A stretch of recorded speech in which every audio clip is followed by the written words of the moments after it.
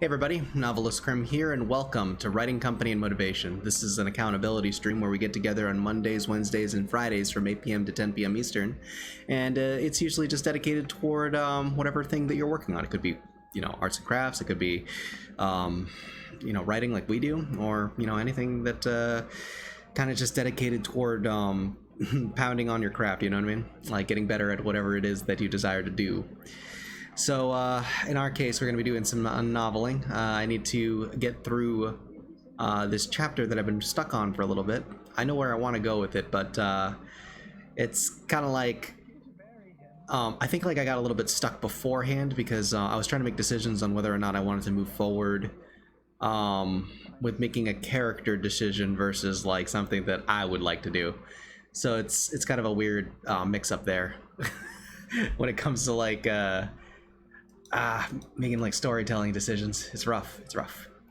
And what do I mean by that? Well, generally speaking, like I noticed that like as I get older as a writer and more experienced, I realize that like when I'm doing like story decisions, there are sometimes like things that you would like to do. Let's say, for example, I want Kalen to come off as like a hero and be able to like win a challenge immediately, right? Because that would feel cool. Like it's great that he could win, but in reality, sometimes the defeat is a little bit more important because it's better for the story. Now, this is something that I learned a while back because like I kind of realized that like beforehand, when I'm writing a story, or actually I developed this knowledge from like role play, right? So I used to like do like text-based role-playing games with a bunch of buddies of mine, and one of the things that like I kind of learned there is that essentially people are reluctant to lose. They're reluctant to have their character, who they value very greatly, suffer any type of real loss, damage, or things like that. But sometimes you gotta like, in order to tell a good story, you gotta lean toward those decisions that are kind of painful. And the reason why is because like if you win a a contest, if you win like some kind of like conflict that you're going through, the simple thing that you can yield from that is a quick satisfaction, and then it's like, well, you win, you did it, and the story moves on. But it's not like it's not really, it's particularly satisfying because there's no real like I mean, there could be struggle with it, sure, but it doesn't feel earned unless there's like unless there was like a prior struggle to kind of like lead up to that moment, right? So when it comes to loss and dealing with loss in like a role-playing setting, or even like for a character, you kind of realize that there is a lot more to gain from failure than there is to gain from like just a simple quick victory, right? With victory, you don't learn anything. With loss, you gain lessons. There's an opportunity for your character to go visit a healer, to reconcile with a friend, or maybe like try to have a heart-to-heart with somebody, to learn a lesson, to maybe develop an enemy, or build a motivation to go do something else and drive the story forward. There's so many things that you could do with a failure than you could with a simple victory. So I think that even though it's painful, sometimes like as you get more and more seasoned as a writer, you learn to like lean in toward that conflict, because really conflict does drive story. Those characters are pressed into diamonds through the pressure that you apply. So that's just something that was kind of like rolling around in my head today in terms of like a writing discussion. But we're gonna move on to another topic, which is a question by one of the community members, Mr. Justin.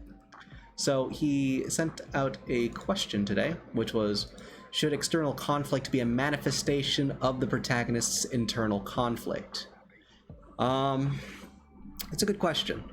Should it? Should external conflict be a manifestation of the protagonist's internal conflict?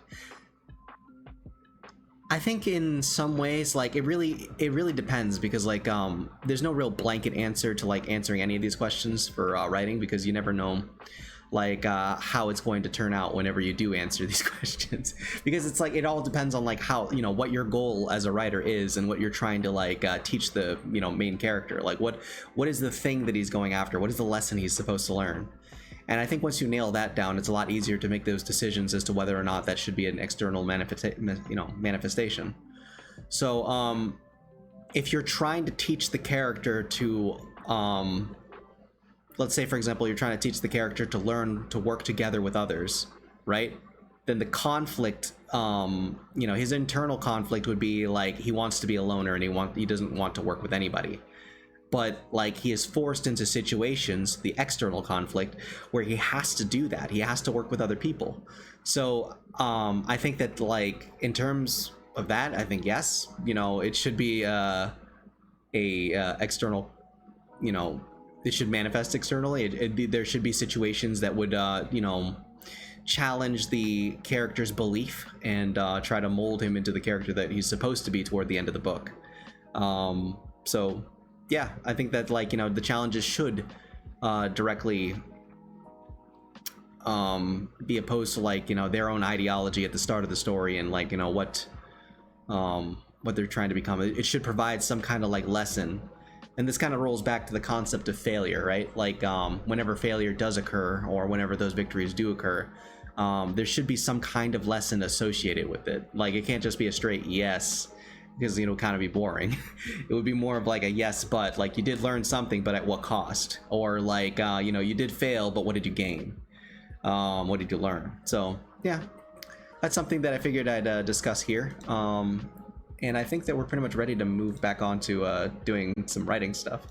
All right, so yeah, for those of you who are new here, again, my name is NovelistCrim. Thank you so much for coming out and joining us on the writing portion of our evening. It's always fun to do this type of stuff, and I really enjoy doing it. It's a lot of fun. I think we had a couple of interesting discussions in the beginning, and if you guys are interested in seeing that type of stuff, don't worry about it. We will be posting that information on the highlights section of the Discord, and you can get to the Discord by hitting !Discord in chat, just like I'm about to do right now. And that'll give you the you know, access to the chat. You can get in contact with me and or also other writers and creatives that are floating around the channel. Aside from that, we usually host this series on Mondays, Wednesdays, and Fridays from 8 p.m. to 10 p.m. Eastern. Although I've recently done a little bit of dividing in terms of time, so we usually try to do like an hour or so of like writing, depending on how good the juices are flowing. And then I'm going to see if I can swap it up with Guild Wars 2 toward the end of the night in order to wind down. So it's going to be trying to like sort of like a work hard, play hard sort of relationship, or at least that's what I'm trying to gun for. So yeah. Stick around, guys. We will be swapping over to Guild Wars 2. That'll be coming up in a few minutes. I just need some time to, you know, edit the the last bits of whatever the stream info is, and then you know, we can get the stream rekindled under the right tag. But yeah, take it easy, guys, and as always, stay passionate.